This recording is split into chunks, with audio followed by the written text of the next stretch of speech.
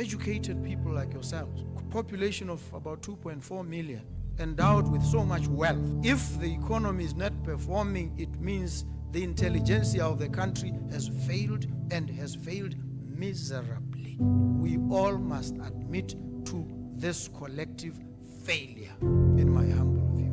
We have failed. This country shouldn't be where it is. This country shouldn't be in debt. Decisions don't remain hanging, or you decide not to decide. So this is, in the process, you'll make mistakes. You will, no doubt. We all do.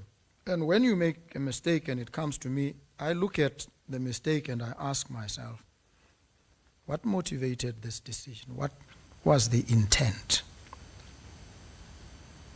And if there was no malice, there was no ill will, you thought this was the right decision to take in the circumstances, but you erred. It's an honest mistake. So you acted under an honest but mistaken belief. And I'll own the mistake with you and find a way of dealing with it. But if it turns out that you were actuated by malice, then it is indefensible, completely unjustifiable. In that situation, then, something is seriously wrong. So always when you take decisions, don't be influenced by extraneous or irrelevant considerations. Very important. And when that happens, when you act, you err, no malice, we look at it, and we'll say, well, it was a mistake. We explain it. Sometimes we come out publicly and say, we made a mistake. People will be angry, they'll criticize, but we own up. That's what we do. We account. And so it is critical for us to understand these basics together. This vision that I bring, of which I am but a custodian, I've said, is not self-executing. It requires agency, human and institutional agency.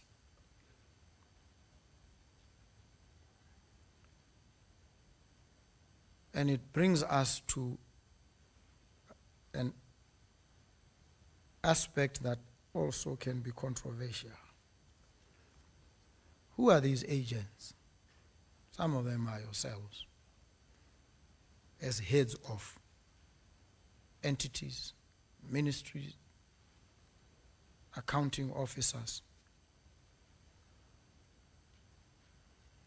First question is, are we properly suited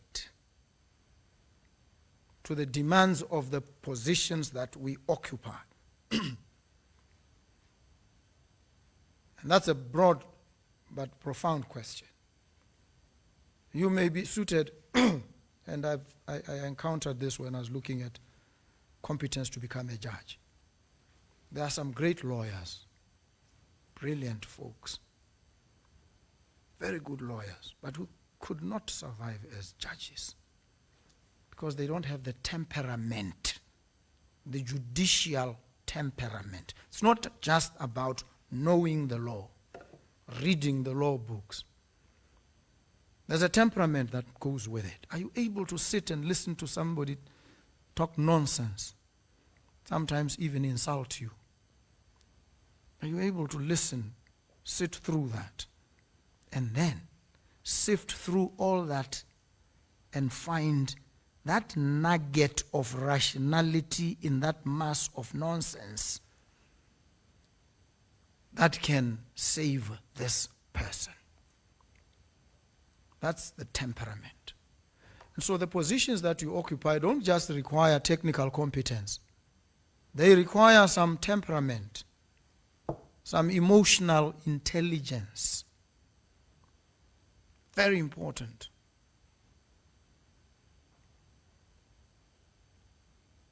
And sometimes we lack this, or we fall short. And when we do, we need to be conscious and raise ourselves to the required levels. So the temperament is critical as well. And that temperament requires us to have the capacity to hear, to listen, to hear what people are saying, and to heed the advice that comes from them. Because a lot of the times you find accounting officers display the temperament of evading and avoiding. Sometimes you face up to issues and you become very honest. And sometimes when you appear before these folks, you must tell them, this is not my remit. Mine ends here. I don't take policy decisions, I implement. I don't pass judgment. I execute what I have to execute. And so if you are asking me questions that require some judgment call, please go and ask the relevant people, not me. I'm here to account for the figures that you see in front of you.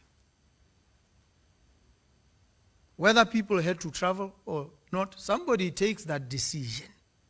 It's not my call. They traveled. This is the amount. You will make up your own minds about whether that was justified or not.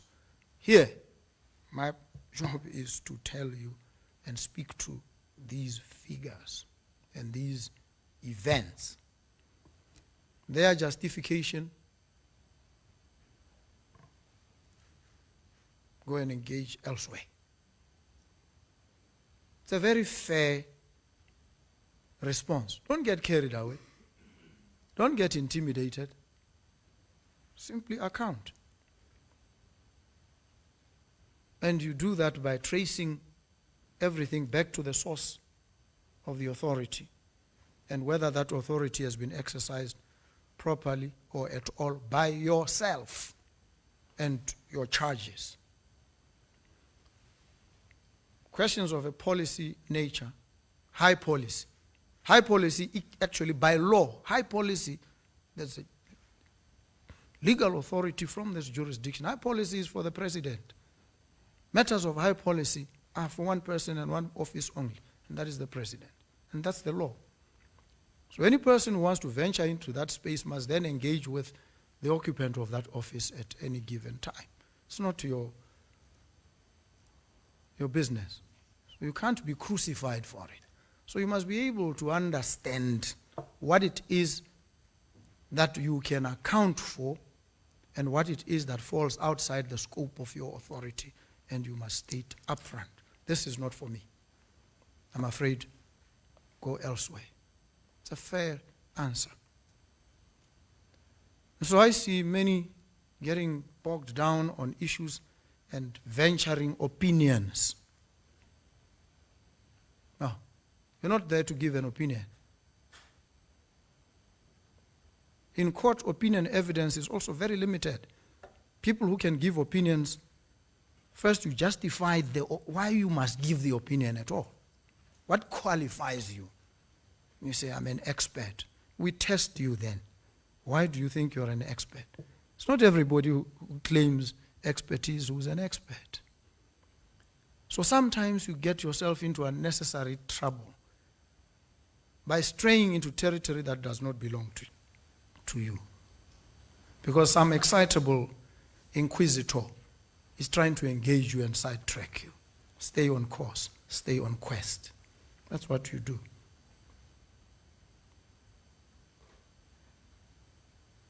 So, we have these challenges an economy that is not performing. A country that is tottering on the brink of collapse.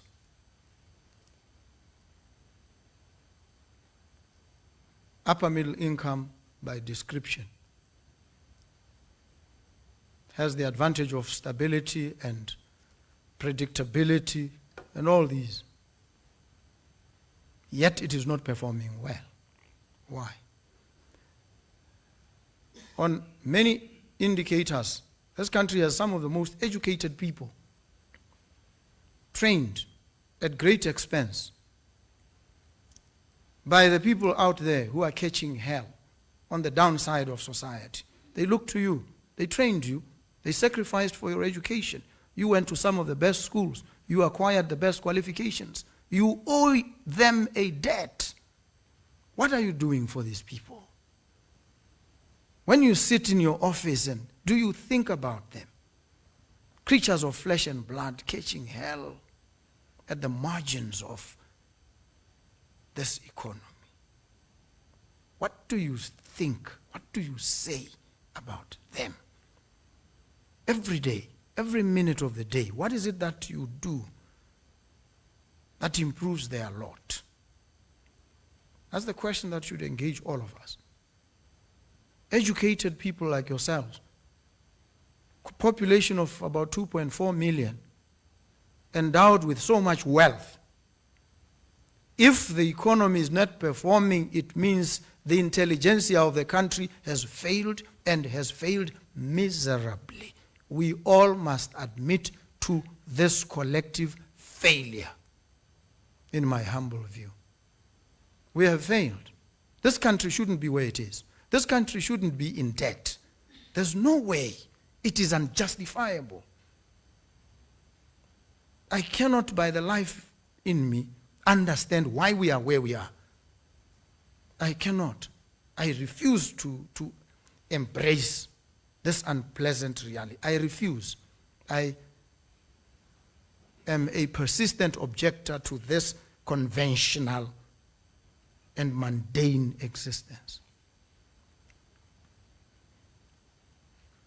And so if we accept that we have failed this country, all of us, because we thought that diamonds are coming, they will keep the revenue from the diamonds will keep coming, and whatever else, it's always going to flow. Over the years, if you've been there for a long time, you must hold yourself guilty. It's a mea culpa. Because it means you have been complicit in the failure. You've contributed immensely. And that's why perhaps people are saying you should be fired. Because they are saying, we shouldn't be here. We have educated people. They have been there. What have they done? No, we've managed the little that was coming. That's failure. How do we, if we conceptualized this country as a company, it would now be a company that is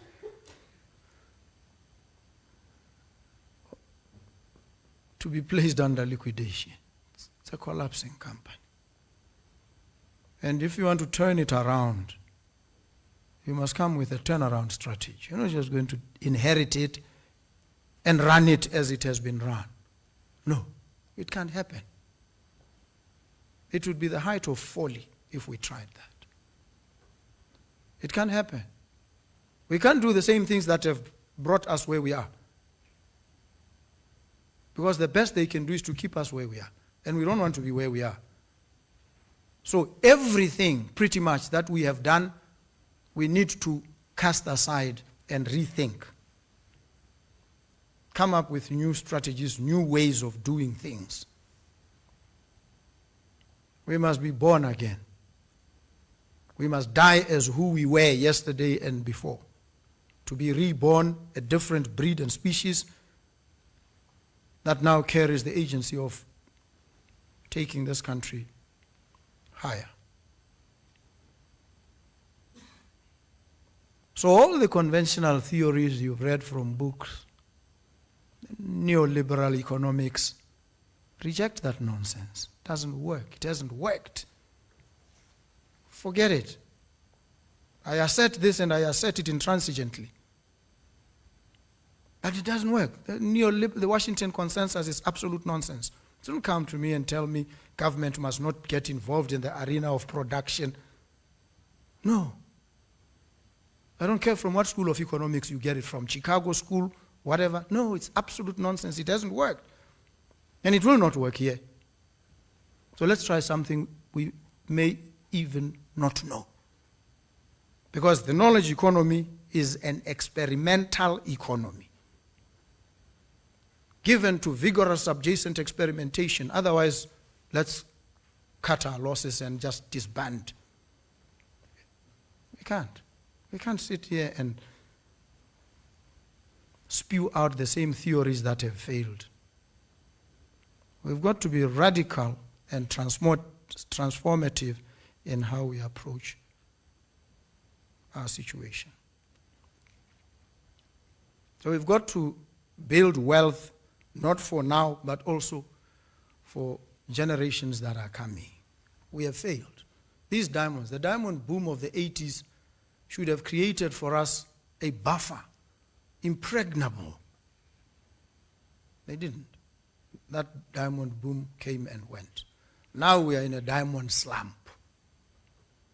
We are down in the gutter. What do we do? These are the challenges that we face. We have to engage around these issues.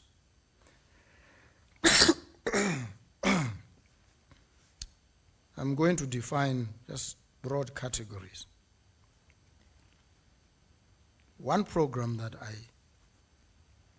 put at the forefront is the digital economy.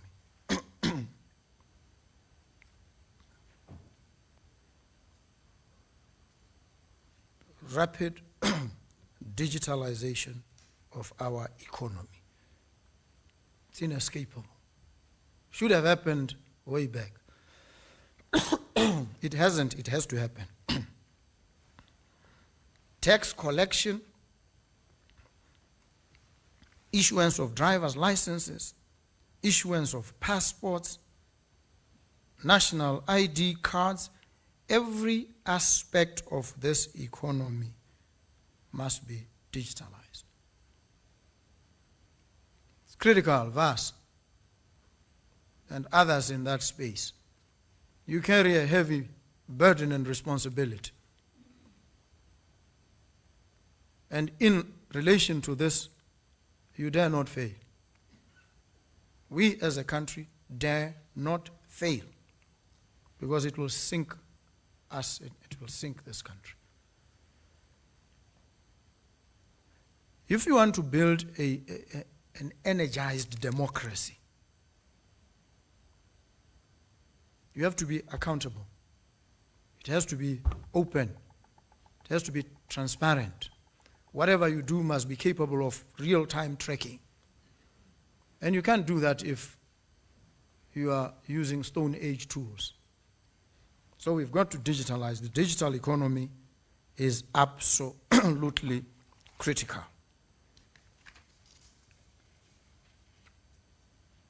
The second that I highlight is to turn this country into the best logistics hub in the SADC region.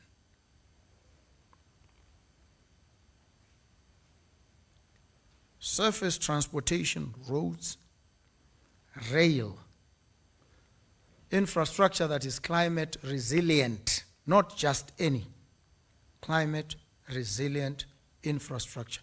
We were exposed very badly by the recent floods. Now we know. When we build, we are not just building. We must anticipate the vagaries of nature as well. And they exposed us badly recently. Huge loss. We need to build climate resilient infrastructure. Rail, very critical. And when we say road transportation, we're not theorizing. There's the A1 here. huge and powerful artery that dissects the country. We are not going to just rely on the bequest by Cecil John Rhodes. That's the rail line that we boast of, built so many hundreds of years ago. No. We have to build new rail tracks so that we are able to transport stuff from pit to port. We need to do this. We have no choice. World-class infrastructure. The third program is to raise agriculture's contribution to the GDP. BMC, BAMP, raise production levels, calving rates, the works, everything is called into question. Horticulture space, and we've added the hemp industry and medicinal marijuana. These are things we have to do. The fourth is health. We want to build the best healthcare system in Africa. And so we have committed ourselves to a health insurance approach. And so we need to engage in relation to the laws and the regulatory environment. We have to refurbish and fully equip all government health facilities. We have to rebuild the whole network of medical supplies. The entire value chain must be rethought. We have central medical stores. We spend billions, upwards of 1 billion every year, loss occasioned by that entity.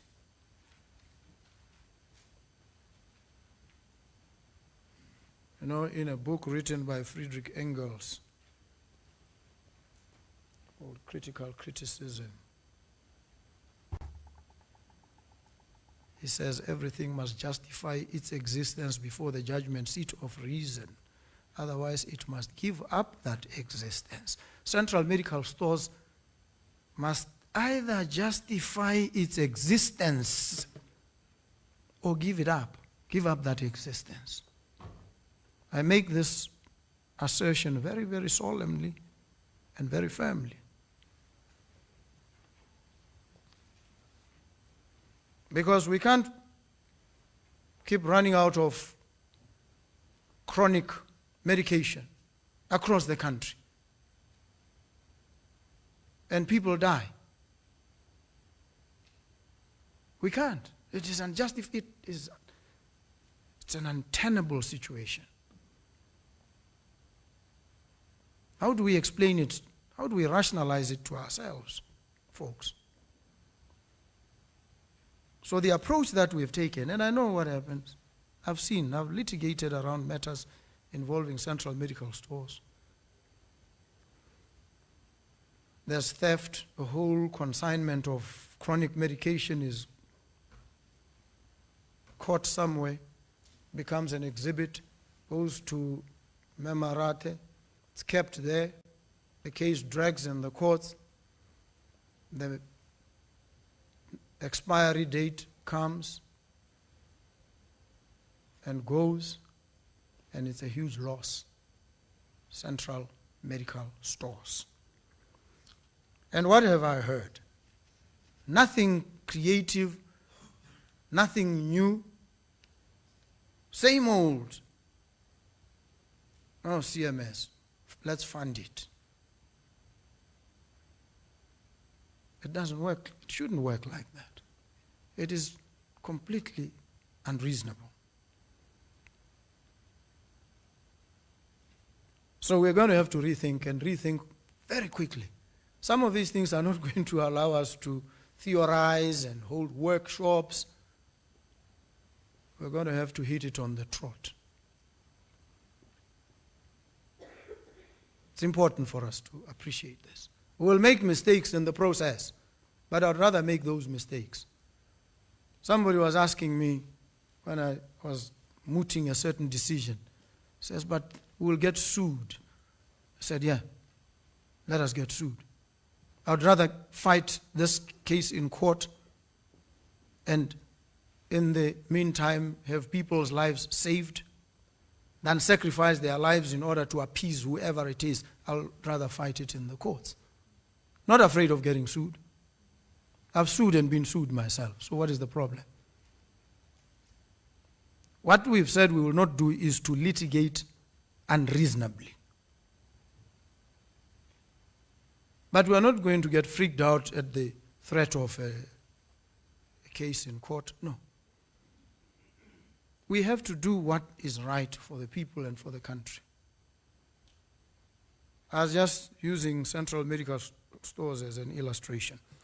The second program that I flag is the education system, a transformation, almost a complete overhaul.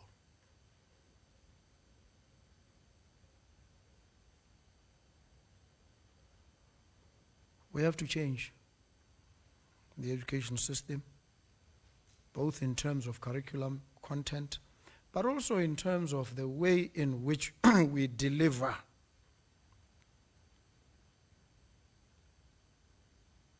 learning.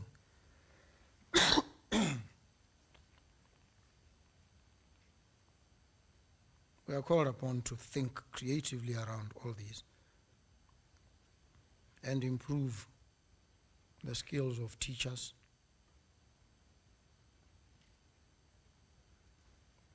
There's a whole debate raging right now that interventions that are underway. But all these must operate on the back of the digital economy. Otherwise we will fail. The next project, the sixth, is these 100,000 houses that we have to build.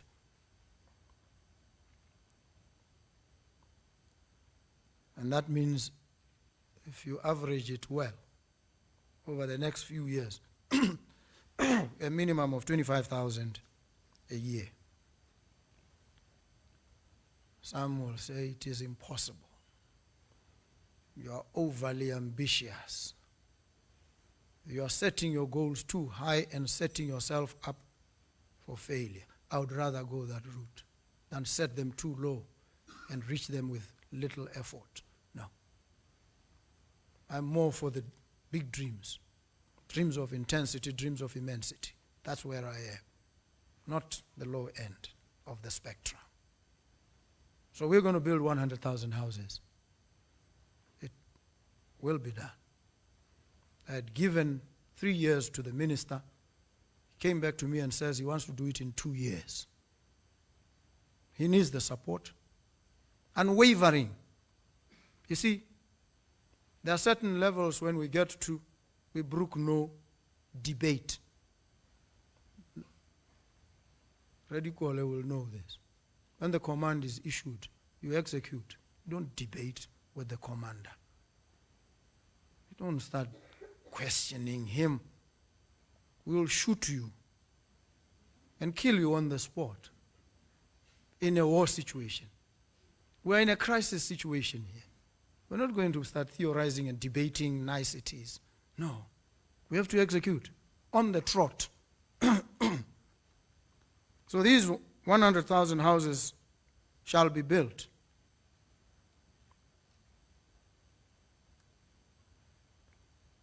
The next is the energy and water sufficiency and full distribution. To run all these, we need to be self-sufficient in energy. You look at BPC right now. They have entered into power purchase agreements running into billions. Totally inexplicable. Unjustifiable. It is difficult to understand what people were thinking. But then it is difficult to understand many things about how BPC and that space has been managed. It is difficult to understand Murupule B right now. Especially if you are told that the Chinese government advised us and said, whatever you do, don't deal with this company. And what do? Typical us. We do exactly that which we are being advised not to do. We get into serious trouble, we turn to the Chinese, they look at us. In law, they call it voluntary assumption of risk. Volenti non fit in iuria. You voluntarily assumed this risk. You must bear the consequences. This is where we are with Murupule B. And it has been in remedial stage for 6 years now. It is still not functioning. This is what we have been doing as a country. And the people out there are watching and asking themselves, are these people really educated? And that's why they have no respect for education. Because they see what we do, educated people, and they think, I can reason better. So they despise us. And they are justified in despising us, at least on the actions that we've taken so far. This is the challenge. So we need to address water. We need to address power. And when we digitalize and we start building data centers, sovereign clouds and what have you, hyperscalers, we are going to have have power. Actually, when you build a data center, it requires at least 2 levels of backup. If this one fails, this one must kick in. If there's a problem here, the other one must kick in. It's not what we've always thought. So we are called upon to think differently. The 8th, the sports and creative industry. We need to rekindle, to reawaken sports and recreation. The 9th, mining, diversification. And in mining, we have taken an approach effectively of outsourcing certain functions and operations. We issue licenses willy-nilly to people who keep them. 3 years, they do nothing. They come back, they renew. They go on, and I know what some of them are doing. They're looking for money, which they can't find, to do the prospecting, to then bring it to bankable feasibility if that is possible, and then ultimately do the mining. In that period, we are in total ignorance. We don't know what we have, what amounts of it. We can't monetize that, and we are poor. And yet we are sitting on trillions of dollars of mineral wealth. So we've taken approaches that have also compromised us as a country and as leaders.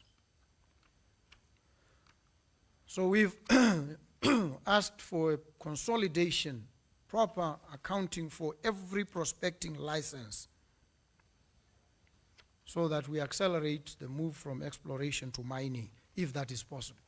Otherwise, these licenses must be returned. And then the special economic zones. One investor came, engaged with, no, that was BITC or CESA, said, I want to set up They say, well, you must go to SIPA, incorporate your company, and then come to us. He says, no. You said you were a one-stop shop. What are you talking about? Now you are referring me elsewhere. I thought I come here and everything happens here. And you realize that there's a misalignment. We need to start realigning. I was talking to some investor who's operating in Mauritius. Says to me, the environment you have, which is not ideal, less than ideal, is actually much better than Mauritius. Much better. I said, how? I thought Mauritius was way ahead. I said, no, Mauritius markets very well.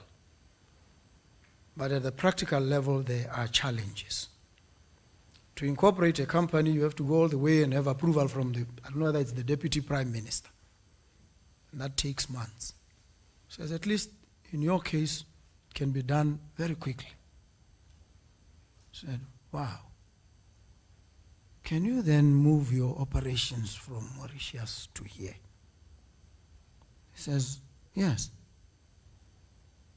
That's what we've come here to explore. And they say, actually, if we are successful, expect an influx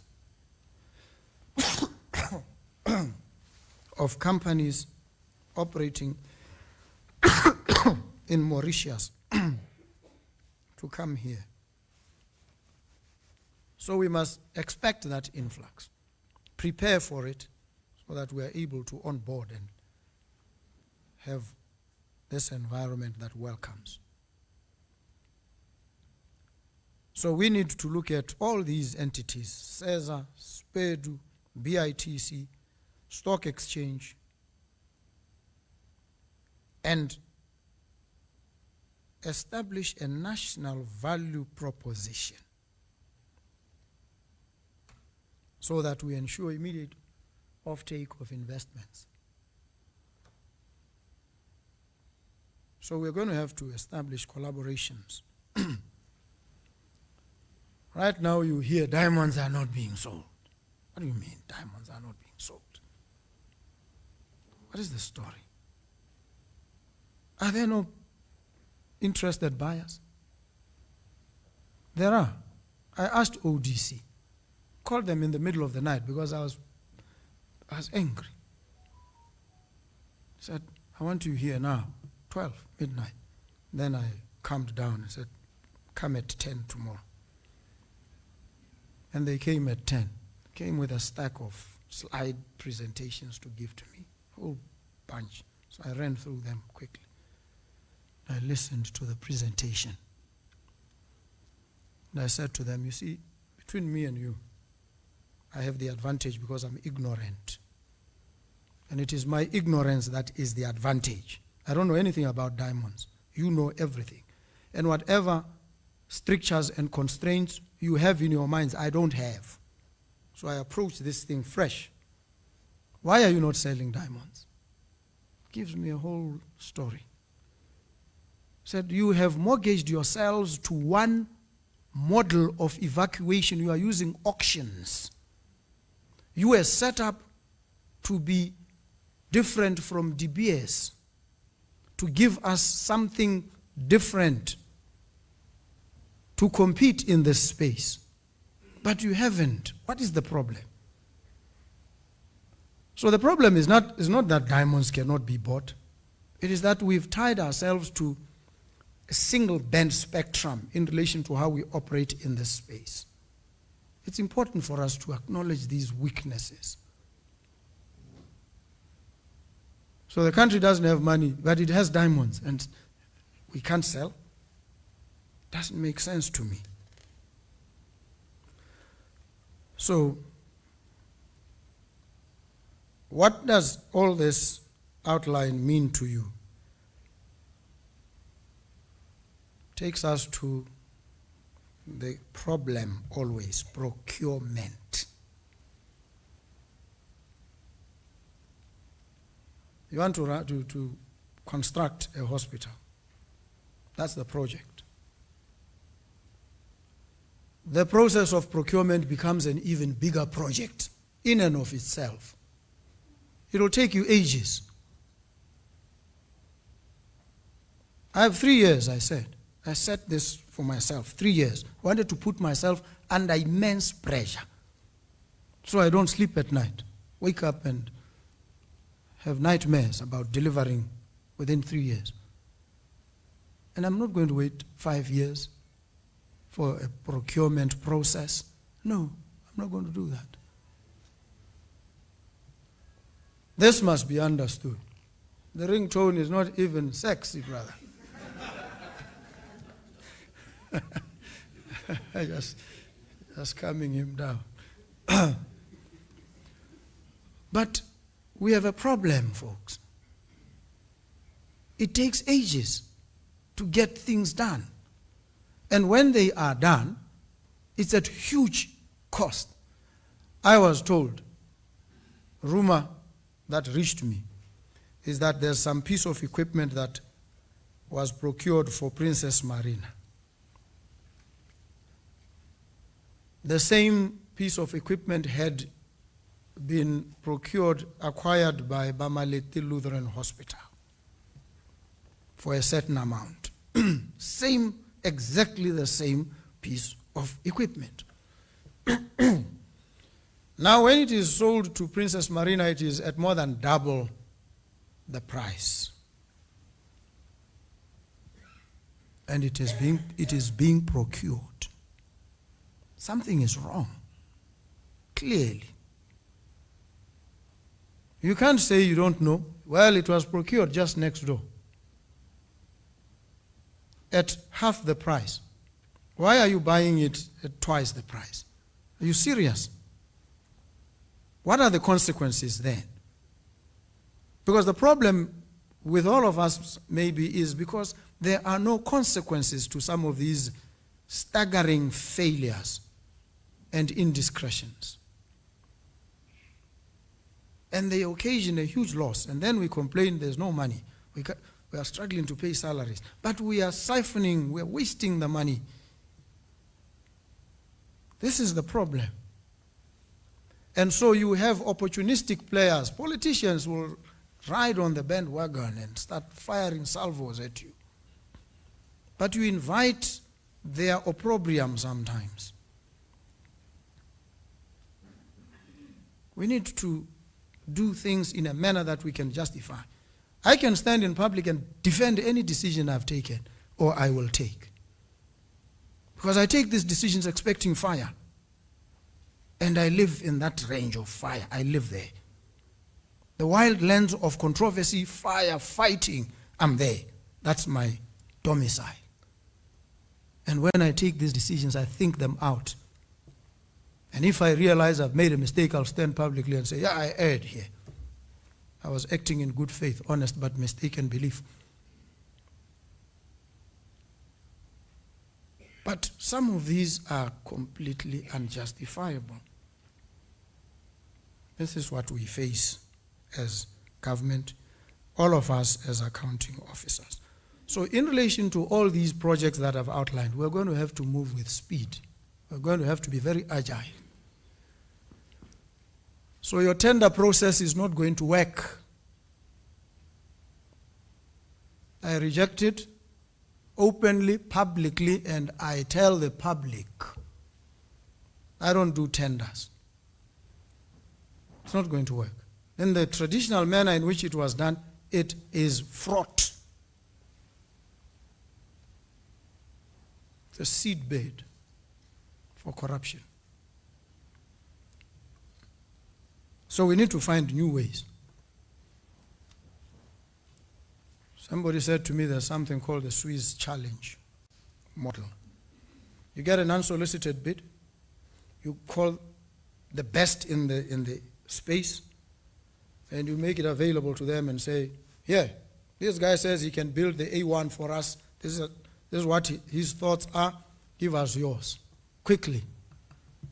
And they come back and tell you, and you go back to him and say, brother, they have something better.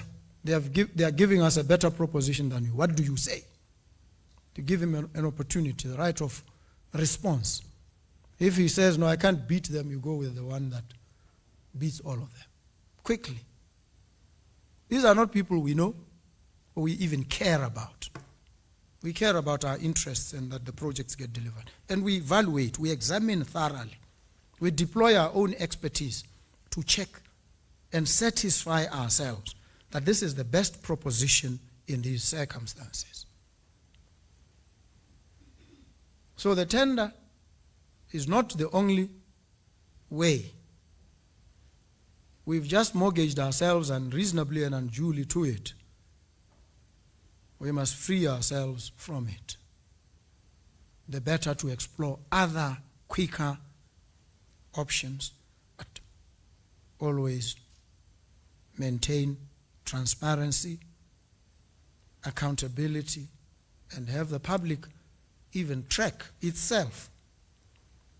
So we need to start thinking around these. And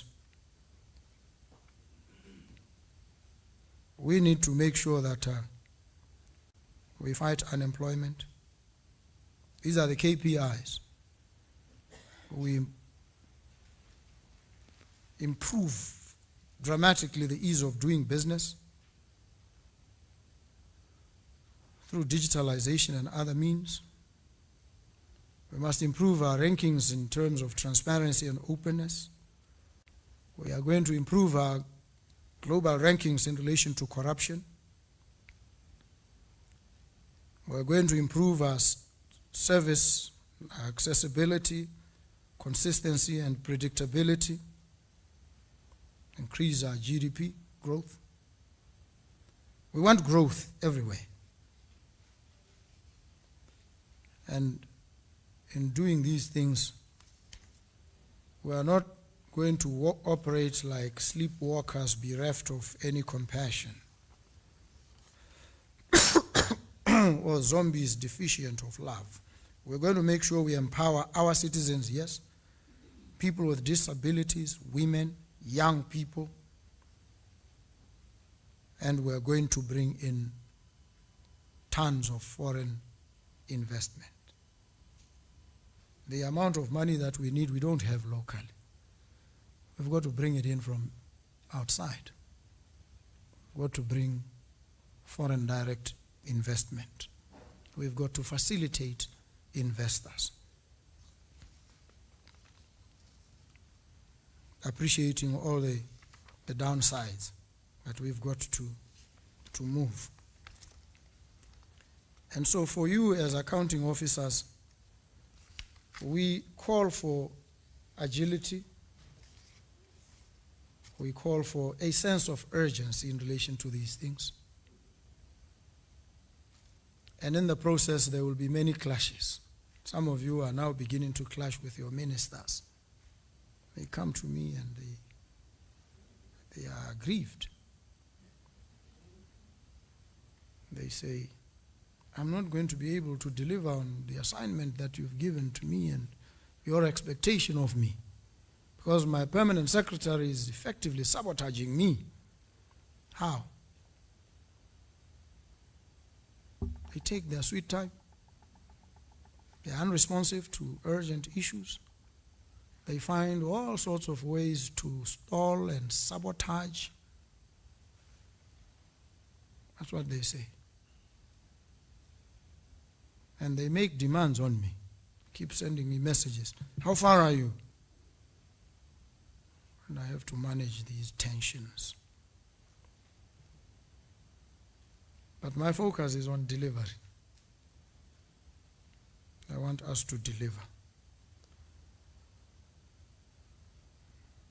And let there be no doubt about how I work.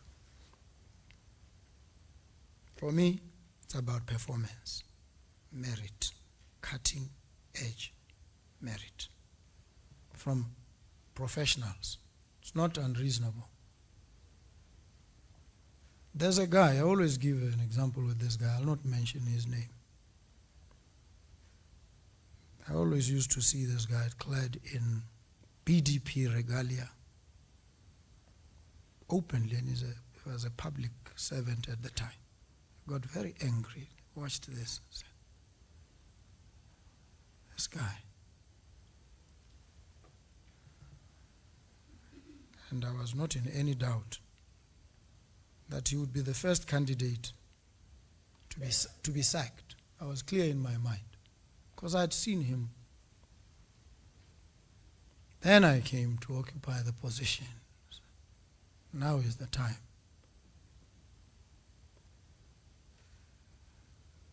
And people came to me, unsolicited advice. When they come, it's normally partisan folks. They say, Comrade Press. Then you know it is partisan. When they start it that way, say, you know this guy? I said, I know him very well. They say, you can do whatever you want to do, please. This one you must keep. I said, what? They say, he's a performer. This guy does his work. I said, is that so? I say, yeah. And others come from different places saying the same thing. And you know, it gets serious when the first lady also says, there's an officer, I was there, and this guy he seemed to be in full control. He knew everything. Everybody came, asked. The testimony was, said, okay, it was unsolicited as well. So I triangulated and I said, this guy whom I had wanted to fire has put me in a situation where he has made it impossible, not difficult, impossible for me to fire him. And as fate would have it, his contract came up for consideration. And the recommendation was there. I signed. I give him 36 months. Without flinching. You see how these things work. And you sit there and say, the guy doesn't like me. I think he will fire me. No, I don't have to like you. Doesn't matter whether you and I like each other or not. What matters is, are you performing? That's all. The liking doesn't factor in. You acquit yourself on your performance. That's all. That's what matters to me. Nothing else. And I assure you, here and now. So if you do your work, you perform, then I have no reason, no justification. I cannot in good conscience fire you. I can't. Or not renew your contract if it is up for renewal. I would never do such a thing. But it has to be on performance. That's all. And I know sometimes when it comes to performance, we are biased with the accounting officers. We are disrespectful to those that we supervise. We abuse them.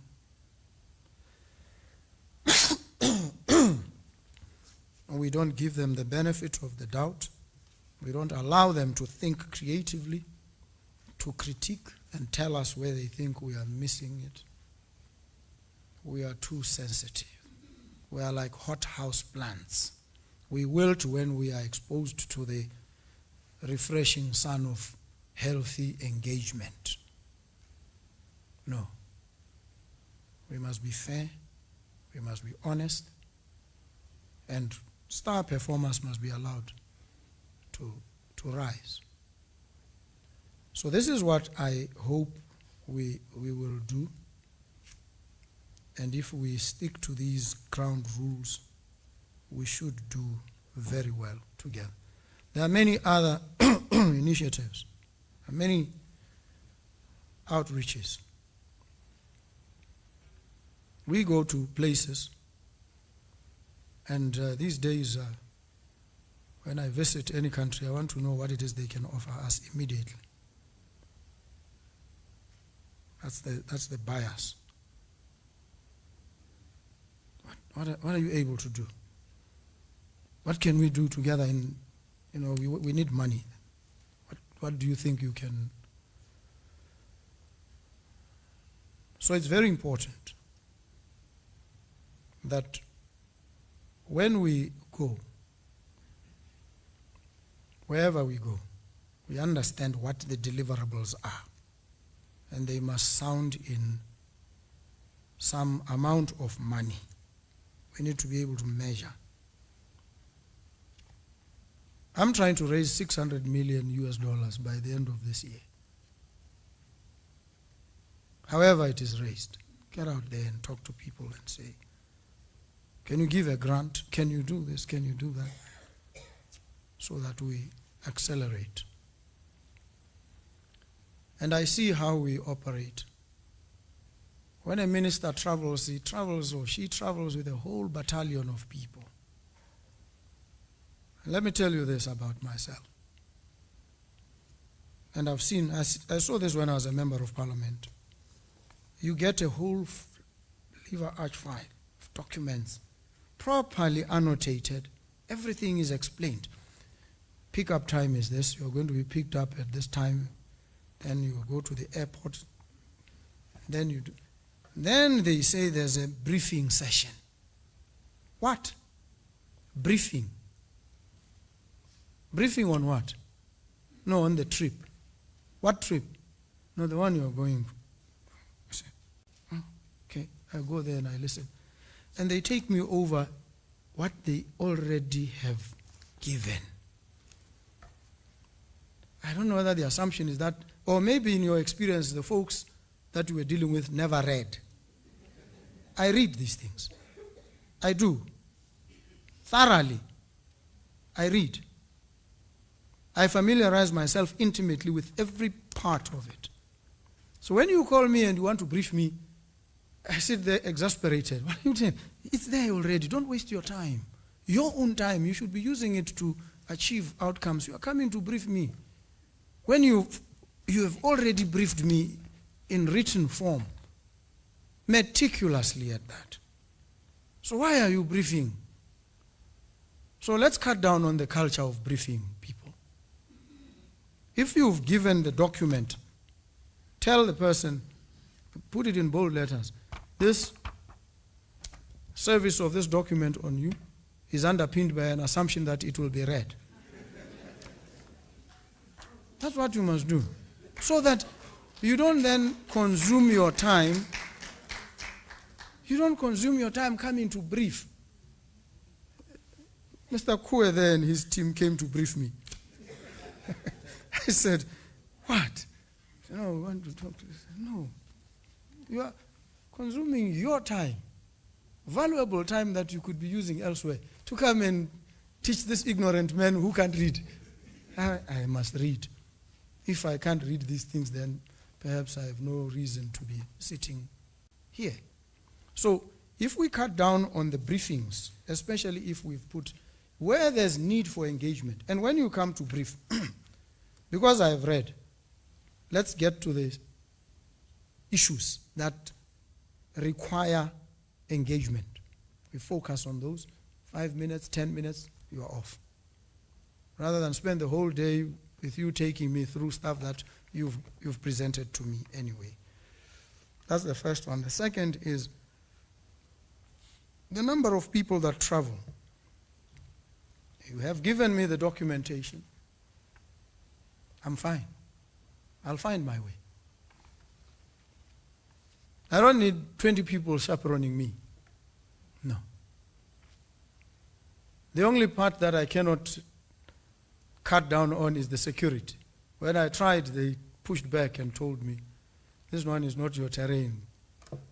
Sir, it is our job to protect you. Maybe they think I must be protected even from myself. So they say, no, this one, if anything happens to you, we will lose our jobs. And I backed off. But aside from them, others, let's be very clear and cut down. I don't have a problem traveling with one person or just alone. I don't have a problem with that, by the way. I'll find my way. But when you have a whole battalion of people traveling all the time, and then decisions can be taken because the permanent secretary is away, what is the permanent secretary doing? They're chaperoning the minister. And the minister is so daft, can't find, come on. If the minister runs into trouble, he can pause and call. What do we say about this one? But other than that, let's keep it tight, trim. So I think let's look at these things this way. I know it's unusual. I think, and some people feel disrespected when they don't have a whole entourage. All the time when I traveled when I was a member of parliament, and I told the officers, please. They would even want to carry my bags. I said, no, I carry my own bags. And I used to carry Matsirele's bags as well in the process. And write her speeches, because you guys will write, for somebody who is challenged in many respects, you write 25 pages. I would put it down to 2 pages, simplify it for her and say, Mati, take this. And she'll go there, she has 3 minutes to speak, she speaks, she comes back and says, "Ai, wana ke un thusitse tota." So sometimes you need to understand the person and just put these things down crisply for them so that they are able to internalize and speak. And even the speeches that people write, I see, you write speeches, and this is a weakness. It's a weakness I have. I have a difficulty reading a speech. I have serious difficulty. It always seems curated for me. It always seems dishonest. I look at a person reading a speech and say, but this is not you. Somebody wrote this for you. And just that creates a problem. So when I speak, I always want to be honest. I always speak from the heart. Because you come across as more genuine. You become vulnerable when you are there. When there's a mediating document that was not prepared by you, even the diction, it's not to you. There's a way in which I speak, you know. You've listened to me. So when it's not me, you will tell, this guy is fudging, reading somebody's stuff. So I want to speak my own thoughts, take whatever the issues are and communicate them as myself. So this is what we always must do as well. So that your work becomes easier. Your work does not involve spoon feeding and chaperoning. No, that's not your work. Your work is provide information, guide professionally. That's as far as it goes. Chaperoning, no. But where you feel somebody is challenged in a particular way, you might sit with them and say, we think this one you need to approach this way. But I think that's as far as it goes. So I'm happy to have engaged with you today. I look forward to more engagements with you. I expect that you will come under fire, the populist space out there, and on the floor of Parliament, you will be attacked. And you should take it in your stride, take it on the chin, but always defend your turf with facts, with reasoned submissions and respectful interventions, even in the face of disrespect. And those of you who went and were subjected to some inhospitable engagement, you held your ground, you kept your cool, I applaud you.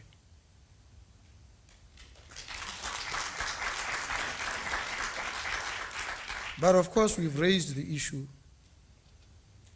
and said, well, we don't stop you from probing, but do it with decorum and respect. When you set out to humiliate, to embarrass a person publicly because you happen to have that opportunity at that time, it speaks not to the weaknesses of the person you are disparaging. It exposes your own frailties and insecurities. And so I hope that our leaders also internalize the humility to engage respectfully with yourselves. They must respect that you are professionals, you hold these positions. And even when they think things have been done wrongly, they must always keep it within the bounds of respect. And so I'm very happy. Thank you very much.